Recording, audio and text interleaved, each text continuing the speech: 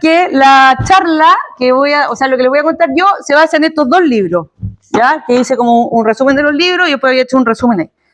Este no. Esta es la memoria de prueba de Alexis, ¿ya? Se llama Los derechos reproductivos y el aborto, que es su memoria de prueba para optar al grado de abogado. Y este es como un libro de derecho que se llama El derecho a la vida, que es de Joaquín Ugarte, que es como, trata todo el tema de la vida en general, etcétera, etcétera, como concepciones jurídicas, derecho natural, etcétera, etcétera. Entonces, en el fondo nos va a dar como una pincelada, de aquí saqué la parte de la eutanasia, en el fondo, que no estaba en la memoria de Alexis, ¿ya? El Alexis hizo un estudio súper detallado, súper como acabado, siempre pensando, como nosotros en ese tiempo éramos directores de Ciudadanos por la Vida, que era una ONG pro vida que existía en Concepción, que nosotros fundamos y formamos parte, entonces siempre pensamos la memoria como que nos sirviera a nosotros mismos después para ir a dar charlas, para hacer recopilaciones, etcétera. Entonces, en el fondo siempre fue pensado así, como matar dos pájaros de un tiro, digamos, ¿ya? Entonces, para que sepan que ahí no nos basamos. Este es como, ¿de dónde vienen estos derechos? Después de que terminó la Segunda Guerra Mundial, como que hubo un impulso de reconocer y proteger derechos en el ser humano. Se forma la ONU, empiezan a crear fundaciones, ONG, etcétera, que en el fondo tenían, entre comillas, por fin último, defender los derechos de los seres humanos, ¿ya? La ONU en el año 56, aparte, nos señala que el niño como ser requiere especial protección, ¿ya? Y los derechos reproductivos los empiezan a nombrar como explícitamente, se habla de derechos reproductivos a partir de la década del 80 en adelante, mediados del 80, fines del 80, y en el fondo, y desde ahí la ONU como empieza y otros organismos internacionales empiezan a ocupar estos derechos reproductivos, que son ocupados como una falacia en el fondo, para tratar de introducir en la sociedad por distintos medios y de acuerdo a sus distintos organismos. La ONU tiene la UNICEF, la UNESCO, trabaja con el Banco Mundial Internacional, etcétera. Entonces, cada uno de estos organismos tiene injerencia en los distintos países de la orbe, porque todos nosotros estamos como acreditados como país, tenemos delegados en la ONU, tenemos pluripotenciales, que se llama, etcétera. Entonces, en el fondo, la ONU es como trabaja como un supraestado, en el fondo, como un supragobierno que maneja ciertos hilos, que distribuye ciertos ingresos, etcétera, etcétera. Entonces, lo que vamos a hacer ahora es mostrar cómo fue cambiando esto y cómo en la historia se fue modificando el lenguaje, etcétera, y cómo nos fueron como manipulando la conciencia sin que nos diéramos cuenta de generación en generación, para que llegáramos a pensar muchas cosas que nosotros pensamos hoy en día, que yo las pienso o las pensaba, y cuando con Alexis estábamos trabajando esta memoria, porque, bueno, trabajamos casi juntos, yo de repente leía cosas y decía, Dios santo, yo pienso esto. Y esto que yo estoy pensando, que lo pienso, que estoy convencida que es por mi bien, que tiene que ver con casi que un derecho inalienable mío como mujer, lo pensó un tipo en una oficina hace 50 años. ¿Cómo un tipo en Estados Unidos pensó esto y yo llegué a pensar esto acá en el 2000 y tanto? Entonces, eso fue un trabajo largo, fue un trabajo silencioso y fue un trabajo que se hizo con mucha ambigüedad. Y entonces, eso es como lo que vamos a tratar de hacerlo como lo más resumido posible, pero súper concreto y real, digamos. Y sin mucha opinión, o sea, sí, con opinión, pero en general, ya. Entonces, se vienen 3 pasos, que en el fondo el surgimiento de los conceptos, los derechos reproductivos, que es lo que son, la relación entre derechos reproductivos y aborto, y un poco de eutanasia. Esos son como los 4 puntos de este tema, ¿ya? El origen, como vimos, se da aquí y también surge por él el origen está en Teherán. Existe una conferencia internacional que se desarrolla en Teherán en el año 1968, ¿ya? Y esta conferencia es súper importante porque se determina por primera vez que los padres tienen el derecho a libremente determinar cuántos hijos quieren tener y cuál es el esparcimiento que quieren en esos hijos, ¿ya?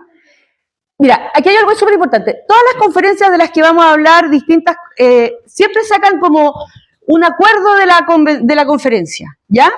Pero existe una segunda herramienta que ocupan todas estas organizaciones, que es un plan de acción. Y el plan de acción lo determinan ellos. Y el plan de acción muchas veces, o la mayoría de las veces, se determina que es verdad jurídica.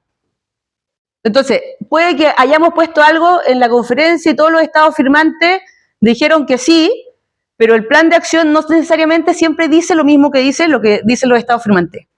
Y eso es como una manipulación, y resulta que las conferencias son cada 3, 5, 15 años, y a los 5 años te dicen, bueno, ¿y usted hizo esto? No estaba aquí. Bueno, pero es que el plan de acción lo dice, y te lo exigen. Eso, ¿ya? Entonces, se habla de este derecho libre de los padres, y en el plan de acción se empieza a hablar ya después de Teherán, que es como la primera vez que se ocupa esto, de que el Estado tiene la obligación, los Estados suscribientes tienen la obligación de proporcionar todos los medios que sean necesarios, para que ejercer este derecho de determinar libremente cuántos hijos queremos tener y con qué separación. ¿Ya?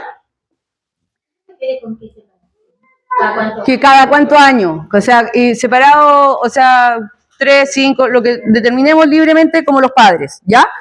Esto, el concepto de derecho reproductivo se ocupó por primera vez por una estadounidense, como en un plan que ella hizo, que tenía una federación que era como para el aborto, la esterilización, etc. Ella, como una manera eufemística de ocupar el aborto, ocupó derecho reproductivo. Y después eso se fue incluyendo en todas las conferencias a lo largo de la historia. ¿Qué es lo más importante en el fondo? Que la OMS, o sea, la OMS introduce en estas jornadas que realiza con la ONU, etcétera, etcétera, un concepto de salud. Y es el concepto de salud que nosotros tenemos hasta nuestros días, que reina en Chile y que reina en todo el mundo. Y dice que es el estado completo de bienestar físico, mental y social, y no solo la ausencia de una enfermedad. No es lo que nosotros pensamos. Porque si yo tengo depresión, por poner un ejemplo, y me quiero suicidar porque no me siento en completo estado de salud mental, o si tengo poca plata y no me puedo permitir pagar el hospital, ¿me puedo suicidar porque no tendría salud? Por eso que es tan complicado cuando se hablaba cuando se habla, por ejemplo, en una de las causales de aborto por el peligro de la salud de la madre. No se dice de la vida, se dice de la salud. ¿Por qué se dice de la salud?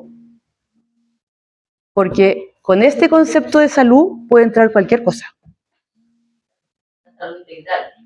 No. Entonces, puede entrar cualquier cosa.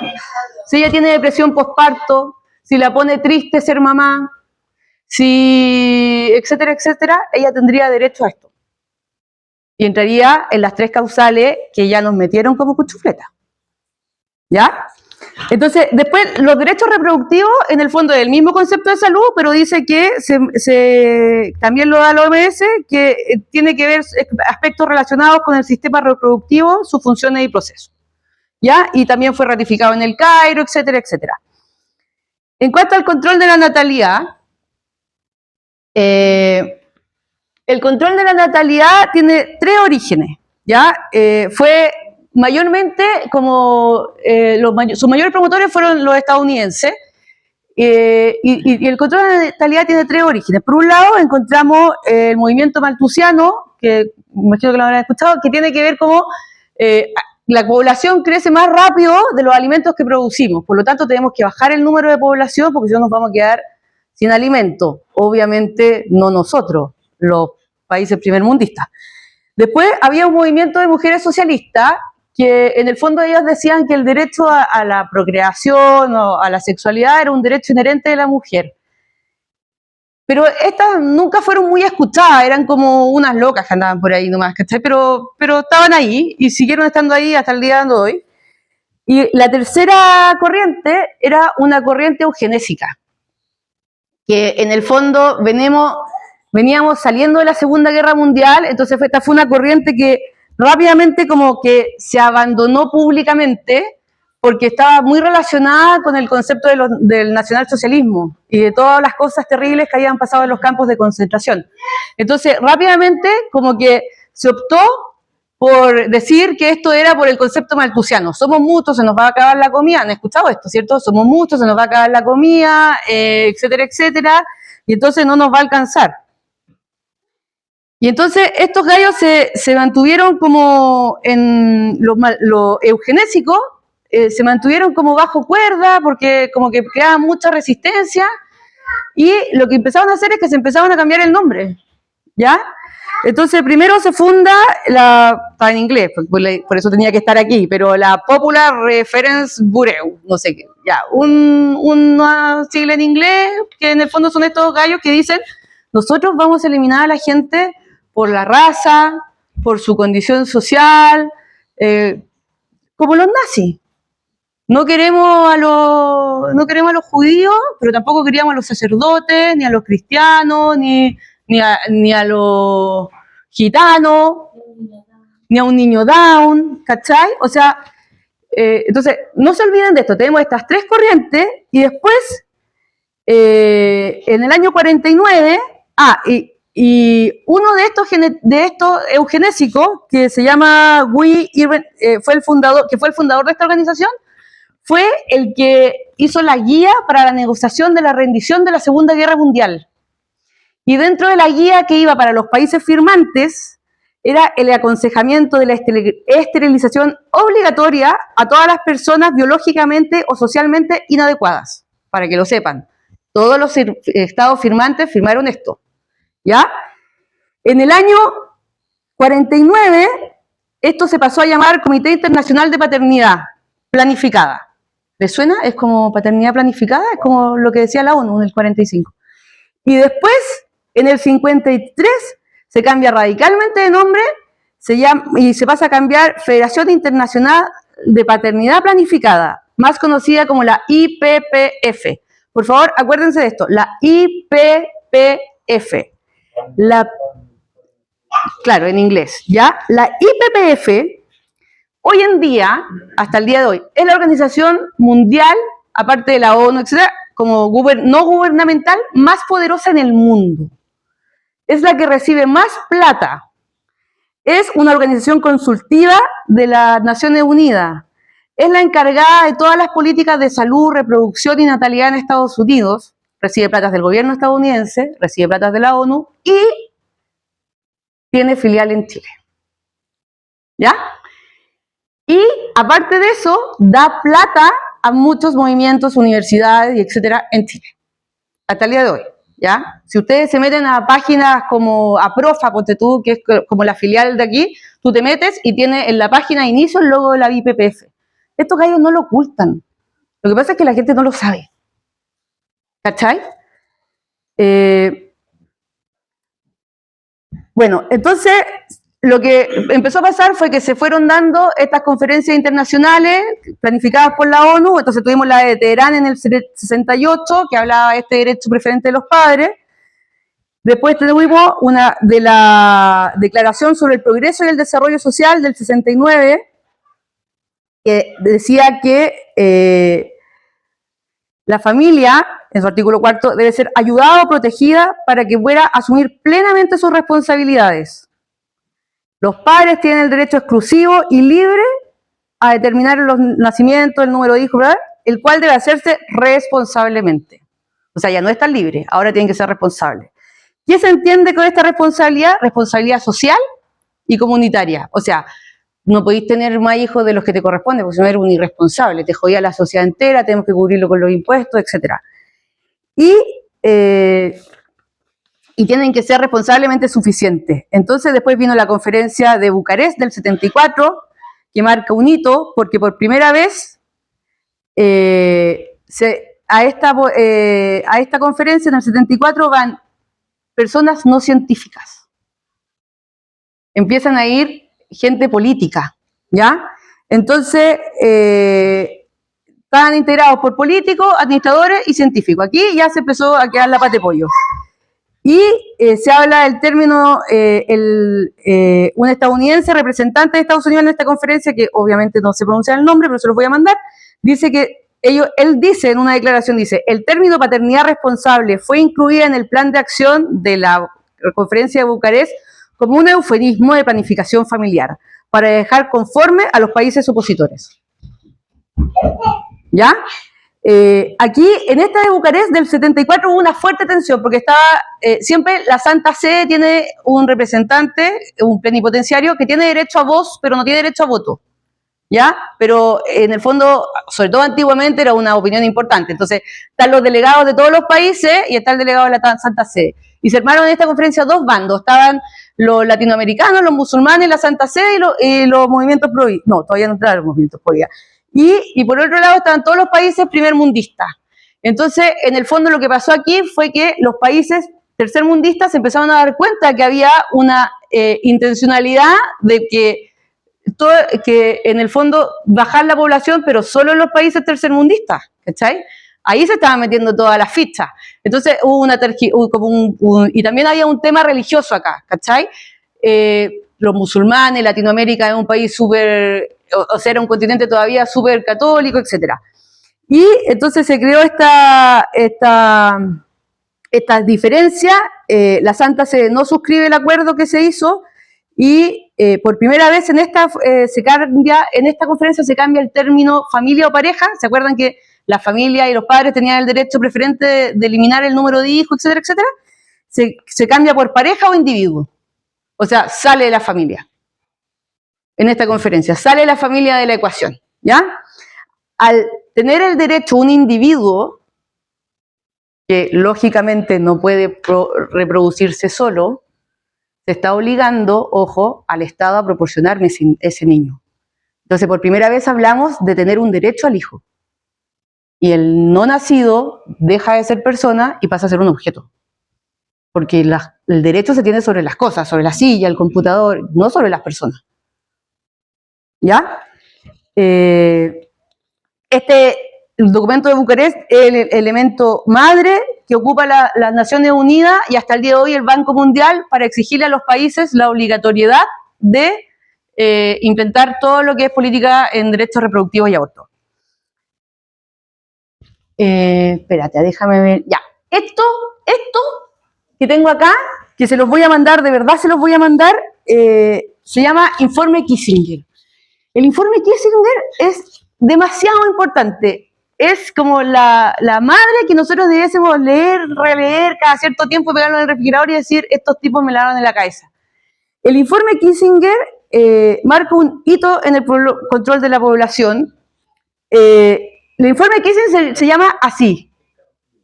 Sí, se llama así. Implicaciones del crecimiento demográfico mundial para la seguridad y los intereses de ultramar de los Estados Unidos. Así se llama el informe, ¿ya? Y está elaborado por Kissinger, la CIA y otras personas de la IPPF. ¡Ojo! Y entonces, fue hecho el 70 y plantea lo siguiente. Debemos convencer al mundo que no se trata de una imposición, que el control de la natalidad es algo absolutamente necesario y deseado por ellos y beneficioso para el desarrollo de todas las naciones. Porque Estados Unidos cada cierto año libera información secreta. ¿Te acuerdas que liberan y ponen unas rayitas negras? Ya, se filtró. O sea, lo liberaron, porque es que para ellos ya están...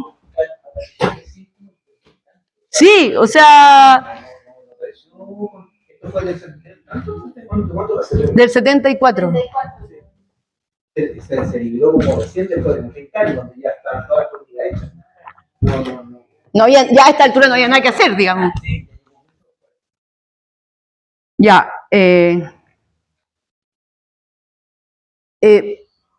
Estados Unidos decidió que justo cuando fue este informe el Kissinger, justo estaba esta como corriente a nivel mundial de eliminar los imperios, ¿ya? Entonces teníamos, no sé, el imperio británico que empezó como a liberar las colonias y a darle independencia y así el austrohúngaro, etcétera, etcétera.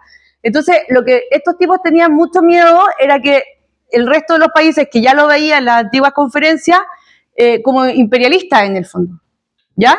Entonces, diseñaron una estrategia que estaba basada en la educación hacia los países menos desarrollados. ¿Y cómo lo hicieron? Becaron a gente para poner en puestos estratégicos. Entonces, hay mucha gente que, no sé, estoy inventando, pero tú, la decana de educación de la Universidad de Chile fue a estudiar a Harvard. Esa galla educó a todos los profesores que salieron en las próximas 3 generaciones. Y todas esas generaciones educaron a los niños que nosotros y nuestros hijos son. ¿Ya? Entonces, no era un imperialismo, no es que se metió aquí y me metió una idea loca en la cabeza, sino que fue una planificación a largo plazo para bajar la cantidad de población tercermundista, porque le estábamos comiendo la comida. Y lo otro es que desarrollaban acá es que ellos consideraban que la pobreza traía alteración social, y la alteración social llevaba al comunismo. Entonces, ellos querían eliminar el comunismo y para eso había que eliminar los pobres. Y la única manera de eliminar los pobres era bajando la tasa de natalidad. ¿Ya? Entonces, nos dicen, por ejemplo, convencer a las grandes masas de que no es de su interés individual y nacional tener muchos hijos, como promedio solamente quizás 3 o 2 hijos. Esto pretendemos cambiar actitudes de las nuevas generaciones. Le da un papel preponderante a la educación, dice que estas políticas son una intromisión directa en la conciencia de las personas.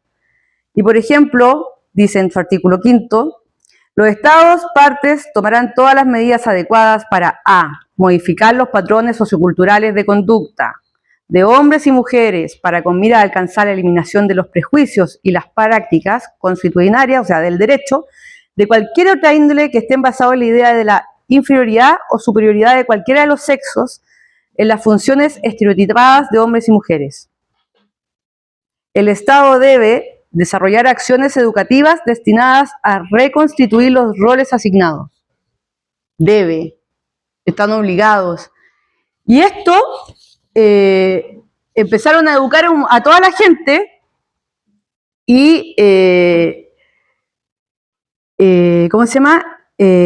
También empezaron a educar a las personas que terminaron siendo, muchas de ellas, las plenipotenciarias que iban en representación de los países a la ONU. Porque ¿a quién mando yo a la ONU como Estado soberano?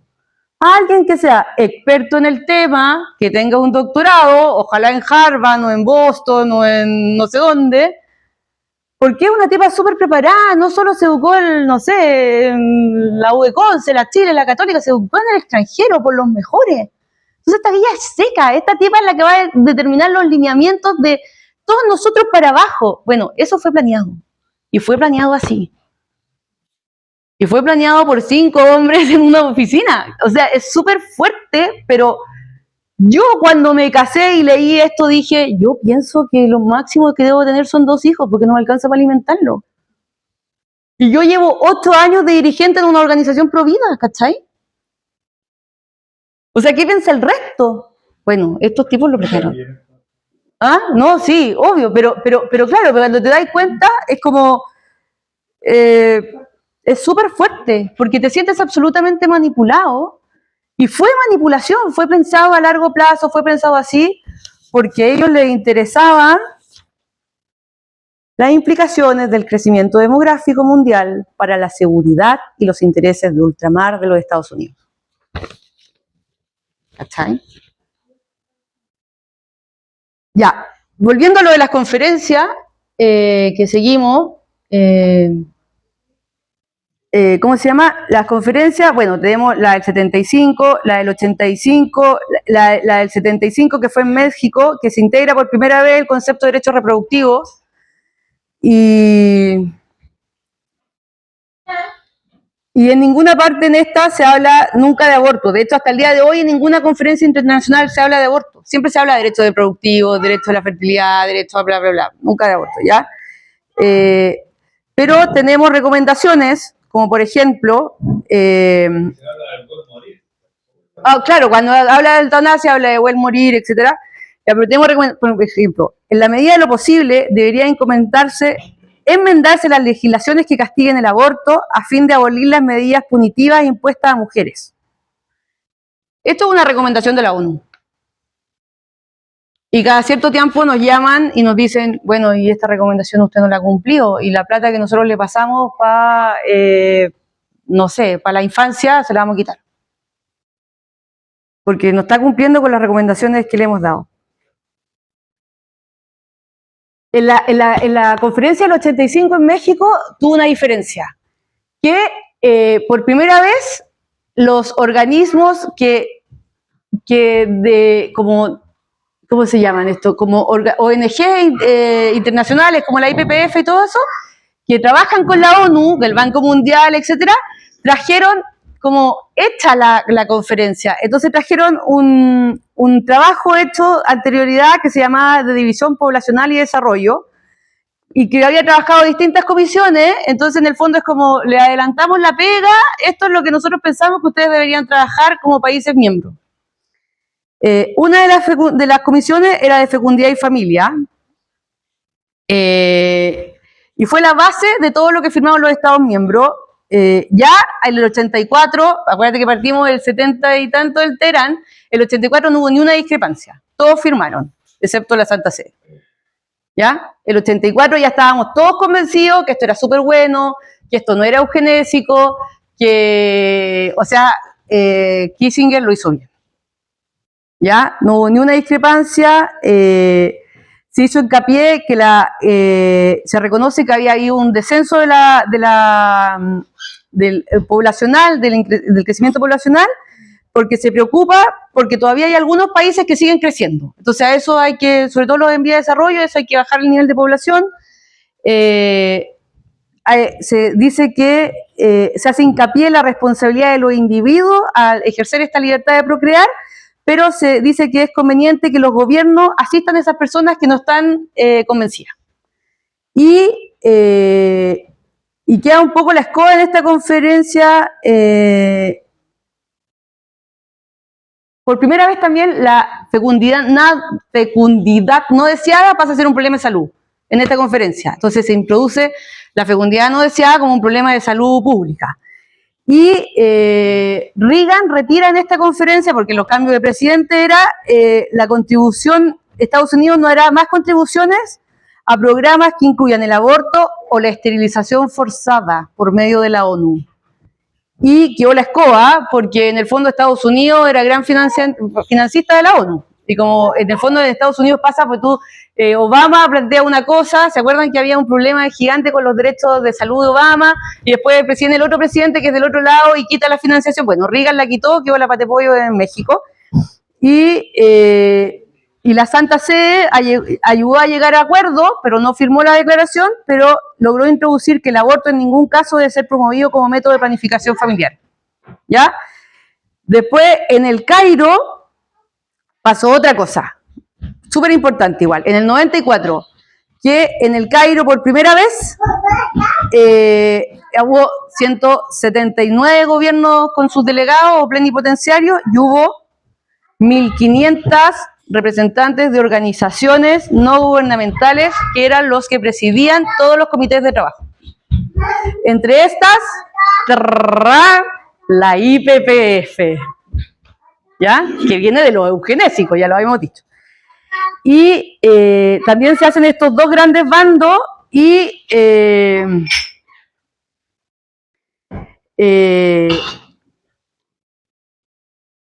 también se hacen estos dos grandes bandos, pero y algunos manifestaron sus reparos en cuanto al tener aborto seguro. Reparos que se hicieron por escrito o no por escrito, depende del país, digamos. Y se mantiene el concepto de salud de la ONU y se introduce que los programas de atención de salud reproductiva deberán proporcionar los más amplios servicios posibles sin ningún tipo de coacción. Eso es aborto. Y disponer de información, educación y los medios necesarios para poder hacerlo. Y el plan de acción de esta misma conferencia dice que la atención a la salud reproductiva de las parejas, las máximas posibilidades de tener hijos sanos, por primera vez. Estamos hablando de hijos sanos. Esto es eugenesia, ¿cierto? Después viene Beijing, donde los países eran 189, o sea, sumamos 10, y las organizaciones no gubernamentales eran 2100.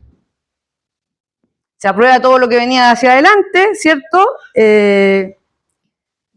Y se dice que el derecho de la mujer en todos los aspectos de su salud, incluyendo la salud reproductiva, con especial énfasis, digamos, es súper importante para desarrollar su papel en el mundo. Y tiene la mujer el derecho a decidir libremente respecto a las cuestiones de salud, de su salud reproductiva. Ya no hay pareja. Aquí eliminamos la pareja. ¿Se acuerdan? Pasamos de matrimonio, después era pareja y individuo, ahora es la mujer. La mujer puede decidir libremente porque la lleva a actos coercitivos de discriminación y de violencia hacia ella, que otra persona, incluyendo su marido, le diga si puede o no quiere tener hijos y cuándo los quiere tener y con qué esparcimiento. Y al ser un derecho reproductivo pasa a ser un derecho humano reconocido por la ONU. Y como es un derecho humano, es un derecho básico que está por sobre el poder de los estados, ¿cierto? Y se invita amablemente a todos los gobiernos a revisar las leyes que no vayan en concordancia con esto, como siempre. Los derechos reproductivos, y esto es como el deste, ¿ya? Esto lo hice como hasta acá. Vienen más después. No es distinto. Esta es la base de lo que partimos. Por eso llegamos acá.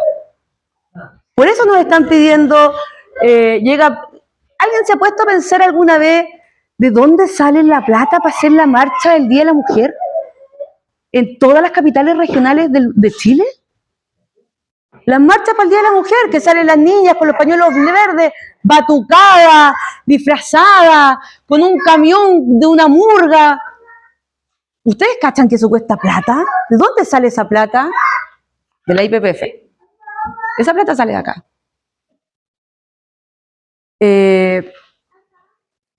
Los derechos reproductivos tienen distintas acepciones. Los conocemos y los vamos a ver y se nos va a decir de distintas maneras. Nadie te va a decir aborto. Hoy en día puede que más, pero en todas estas conferencias ninguna se nombra el aborto. ¿Ya? Puede ser derecho a la procreación, derecho genésico, derecho sexual y reproductivo, etc. No existe una definición tampoco de lo que son. Del 70 hasta ahora no tenemos una sola definición que nos diga qué es lo que son. ¿Ya? Por una parte se señala que en un concepto restringido diríamos que es lo que se acordó en Teherán. ¿Ya? Que en la base, que en el fondo esta salud amplia, esta salud que implica todo el bienestar. Pero por otra parte, podríamos decir también que, según la definición de una ONG que trabaja con la ONU, se dice que garantizaría el aborto seguro, accesible y legal, así como también propugnar embarazos sanos y seguros. Se ocupa el concepto de salud en sentido amplio y después de muchos años el embarazo pasó a ser patología. Que en ciertas condiciones humanas, como la vejez, la discapacidad, etcétera, también podemos decir que no hay felicidad. Entonces, la vejez es una patología hoy en día. El gallo que está enfermo pasa a ser un costo. Viene de acá. Los principios que se fundamentan los derechos reproductivos serían la libertad, la autonomía, la integridad corporal, la ciudadanía plena, la diversidad y la individualidad. Es decir, nadie puede decir por mí, yo soy dueña de mi propio cuerpo, autonomía. Los hombres y las mujeres somos iguales, por lo tanto tenemos los mismos derechos y yo no tengo por qué cargar con un hijo. La integridad corporal es porque perfectamente yo me podría sentir mal, mi cuerpo se podría deformar o me podría morir con un embarazo. La ciudadanía plena habla como de que en el fondo yo soy ciudadano del mundo y estoy por sobre el Estado. El Estado a mí no me puede pedir por obligación que realice ciertas cosas como tener un hijo y llevarlo a término. Y bueno, la diversidad y la individualidad van en esa línea, pero los tres primeros se consideran fundamentales, incluso para el ordenamiento jurídico chileno: libertad, autonomía e igualdad, en esta línea. Y lo otro es, ¿quiénes son titulares? O sea, ¿quiénes pueden ejercer los derechos reproductivos? ¿Ya? Primero, pueden ser ejercidos por un matrimonio, por una pareja o por un individuo. ¿Ya? Eso no tiene ningún problema, excepto lo del individuo, que en el fondo te da como derecho al hijo. ¿Ya? Yo tengo derecho a tener un hijo y el Estado me lo tiene que dar y me tiene que dar los medios. Todos hemos escuchado hablar así como, oye, deberían pagar las fertilizaciones in vitro, son carísimas. Es un ser humano. Si nosotros la ciencia lo dice, todos lo dicen, tú podrás estar de acuerdo que la unión del gameto femenino con el masculino crea un ser humano, se lo enseñan a mi hija en quinto básico. Si tú haces fertilización in vitro y entonces juntas todos estos gametos y tienes 25, en el fondo, óvulos fertilizados, y pongo 3, ¿y qué hago con el resto? La clínica se los puede dejar, los puede regalar, ¿O los puede votar? o los puede votar. Pero yo conozco una pareja con un problema de este tipo, que tenían 5, habían tenido ya 3 hijos y quedaban todos como dos seres humanos. Claro. Y se los pidieron a la clínica porque no querían enterrarlo. La clínica no porque le pertenecían a la clínica.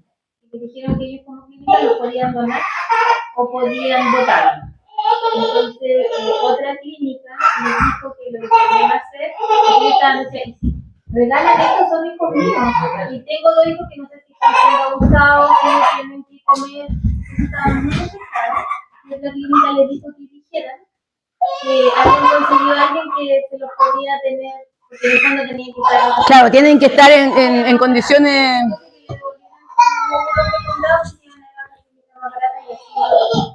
Pero normalmente ellos lo hicieron en general a sus 2 bebés. Claro. Bueno, y es importante, ¿por qué es importante? Porque la ciencia avanza y nosotros somos capaces, o sea, el ser humano hoy es capaz de mucho y el día de mañana va a ser capaz de más. ¿Cuál es la división de esto? Claro, o sea, no son de tu propiedad nada. Ya, ¿quiénes más pueden ser, cuál era la palabra? Perdón, se me olvidó porque... titulares de estos derechos reproductivos? Los adultos, los adolescentes y los niños. ¿Por qué los niños? Porque todas o casi todas las nociones jurídicas, normas, etcétera, etcétera, llevan el epígrafe y a todas las personas que sea pertinente o el Estado considere pertinente. Y entonces entran los niños, ¿ya?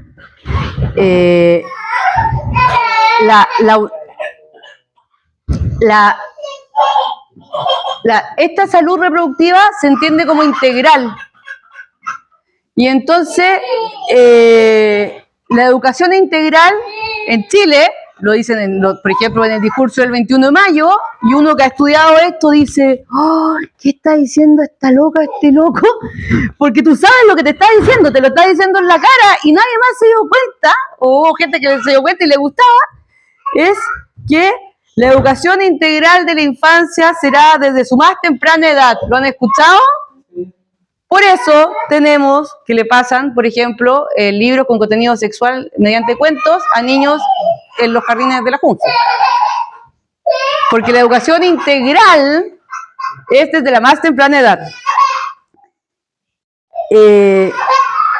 Voy a leer esto, que es de la UNICEF, dice. Esto lo mandó la UNICEF, junto con la ayuda, mandó una recomendación para menores que estaban en un conflicto bélico, o sea, una guerra, ¿ya? Todos los niños y niñas debemos tener las mismas posibilidades de acceder a la información y a los diversos servicios de salud. Por favor, no olviden incluir un conjunto completo de servicios de salud sexual y reproductiva y de brindar apoyos a los sobrevivientes de violaciones y explotaciones. País en guerra, a los niños. UNICEF, de la ONU. Y, por último, solamente la mujer. La mujer tiene derecho como individuo único a decidir si se quiere esterilizar o no, si quiere tener hijo o no. Yo les voy a contar una cosa que me pasó a mí. Cuando yo tuve a Agustín, me atendió una matrona que era, ¿cacha?, esposa de un colega Alexi, ¿ya? O sea, conocía a Alexi, yo era como el arroz de compañía. Y entonces en un momento me dijo, necesito hablar contigo a solas. Yo fui a una consulta y todo, y la consulta era para preguntarme si me quería esterilizar. Y yo le dije así como que la quedé mirando así, le dije, ¿tú estás loca? Le dije, ¿cómo se te ocurre preguntarme? Yo con mi poca ubicación que tengo siempre, entonces le digo, ¿pero tú estás loca? Le dije, ¿cómo se te ocurre citarme sola? Si esta es una decisión de pareja, yo estoy casada. Y me dice, por ley no te puedo preguntar delante de tu marido. Y entonces yo le dije, pero si los hijos se tienen de a dos, porque esto para mí era como, te volviste loca.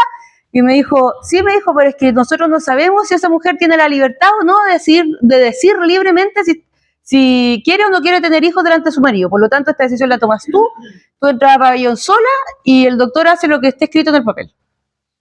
Y tenemos prohibición de decirle a tu marido, aun cuando tú lo pidas.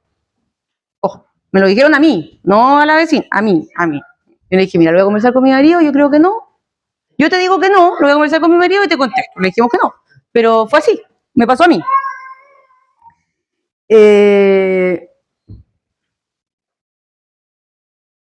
Y por último, la naturaleza jurídica de esto, o sea, voy a insistir en esto, los derechos reproductivos y el aborto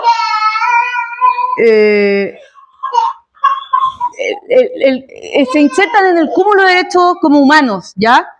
Nunca se habla de aborto hasta el día de hoy, pero todos los organismos de las Naciones Unidas lo exigen como si lo fuera.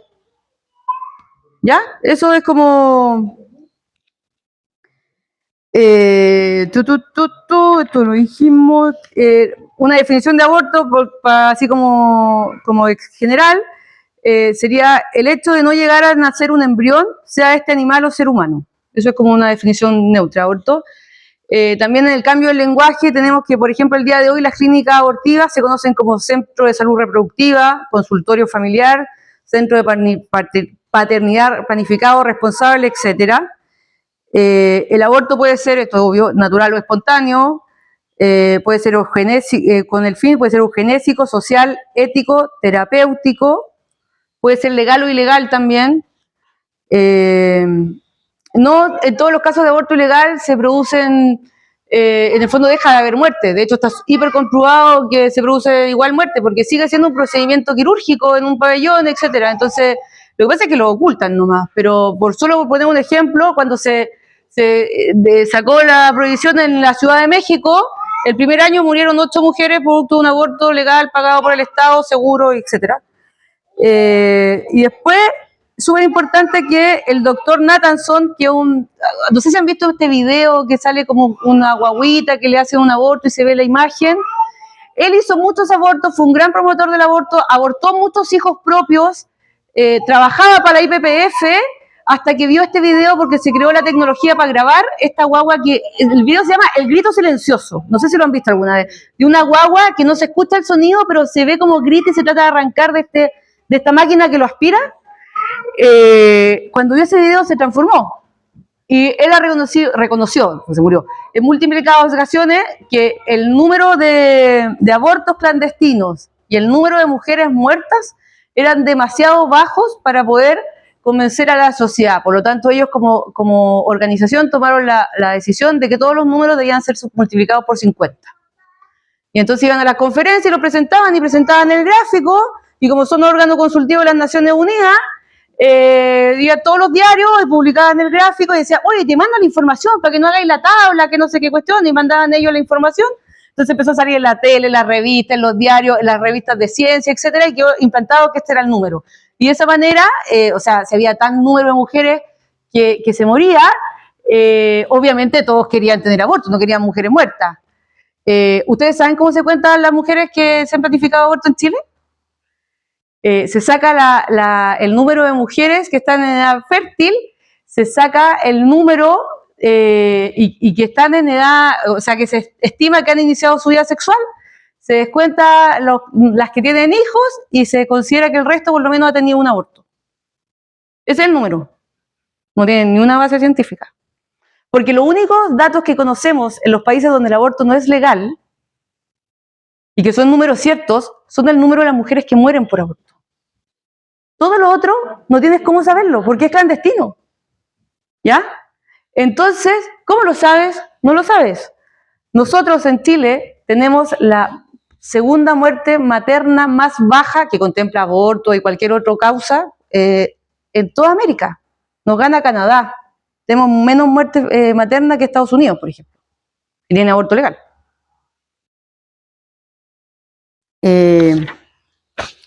Ya. Y respecto a la eutanasia, en el fondo, lo que le quería de la eutanasia, como cortito, que es el mismo origen.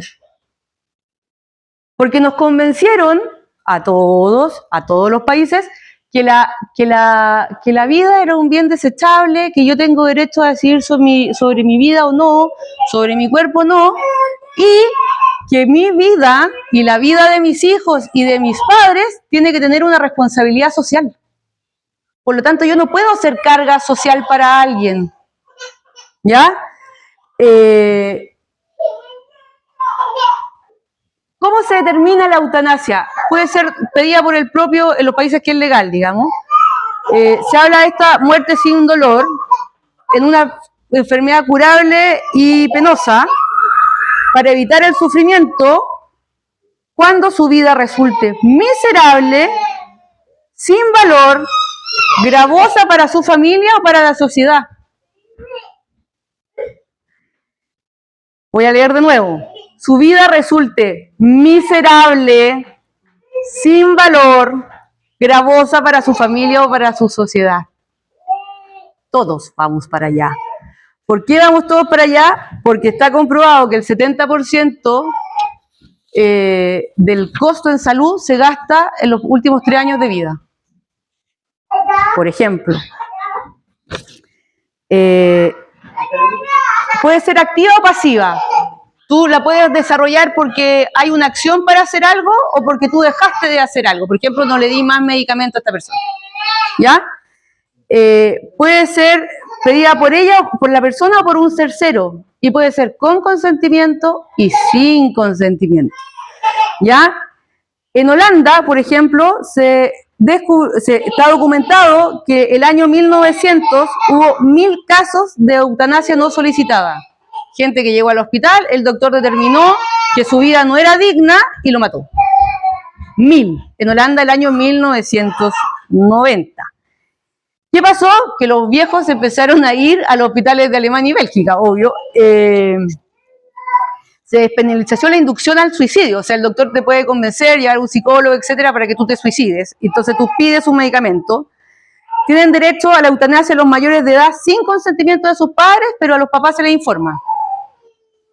Y tienen derecho a dejar un testamento vital, o sea, que alguien firme un documento ante notario, etcétera, que diga que en caso de pasarle tal cosa, yo quiero que me maten. También es válido. Sí. ¿Ah? Ya. Y en Bélgica se aplica para los pacientes sin salida, con sufrimiento, y debe ser practicada por un médico. También tiene el testamento vital. Pero este testamento vital puede ser revocado en cualquier momento. En Holanda no. La solicitud no obliga al médico el paciente no puede ni redactar ni firmar, lo puede hacer otro a nombre de él. ¿Ya? Puede hacerlo otro a nombre de él si el paciente no puede ni firmar ni redactar. En Oregón, Estados Unidos, se habla del auxilio asistido. El médico puede recetar un medicamento para que tú te mueras, en tu caso, en una clínica. Tiene que ser la persona mayor de edad y capaz de comunicar esta decisión. Y tiene que estar con una enfermedad terminal de aquí a 6 meses. Y en Francia, lo que hay, en el fondo, no es, a partir del año 2005, no es que esté aprobada la eutanasia, sino que se prohíbe el ensañamiento terapéutico. Que está prohibido en todas partes el ensañamiento terapéutico. O sea, prolongarle a alguien la vida por medio de cualquier experimento o cosa médica con tal de mantenerlo con vida como sea. Siendo esto muchas veces doloroso, que no permite descansar en paz, etc. Eso es ensañamiento terapéutico. Si cuando tú ya estás desahuciado, en el fondo alguien está desahuciado, tú no podés seguir experimentando con él para ver si lo logramos tener con vida todavía. En Francia está considerado, ¿ya? Y en el fondo el problema de la eutanasia es el problema de la voluntad. Como dije, el 80% de los gastos son en los últimos 3 meses, el 70% de la gente muere en un hospital y según estudios demostrados que el 65% de las solicitudes realizadas en Holanda se demostró que existía una presión familiar o del médico. O sea, fue el hijo a hablar con la mamá y le dijo, mamita, de verdad, querés seguir viendo, lo estáis pasando mal. 65%. Entonces, hablamos de nuevo, igual que con el aborto, de argumentos súper buenos. Entonces, como el mar menor está sufriendo, esta vida humana ya no tiene valor, es poco digna, ¿cierto? Y en el fondo, si ustedes permiten que se deje de tratar a alguien por ensañamiento terapéutico, ¿por qué no podemos administrarle esta cuestión si se va a morir igual? Que en el fondo el criterio del doble efecto que se permite, lo que sí se permite es que alguien que ya está destinado a morir, tú digas, le voy a quitar el medicamento porque ya no sacamos nadie, o que tratando de salvarle la vida, se produzca consecuencia de eso la muerte. Por ejemplo, la estoy operando y le da un paro cardíaco. No es que yo lo quería matar, ¿existía una posibilidad de que se muriera? Sí, pero mi fin era matarlo, no. También vale con un medicamento. En el fondo eso se llama como el doble efecto, es como el aborto terapéutico. El aborto terapéutico está permitido moralmente. ¿Por qué está permitido? Porque tú lo que quieres no es matar a la guagua, tu fin es salvar a la mamá, y vaya a tratar de salvar a la guagua. Puede que a veces no lo logrís, pero tú estás peleando por una vida, ¿sabes?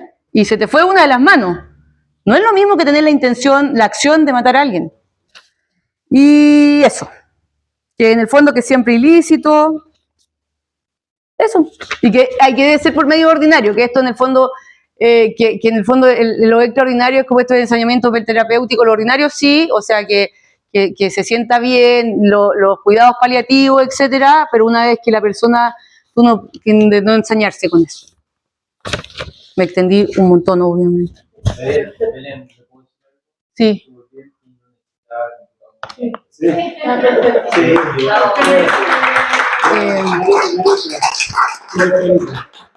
Les voy a mandar esto.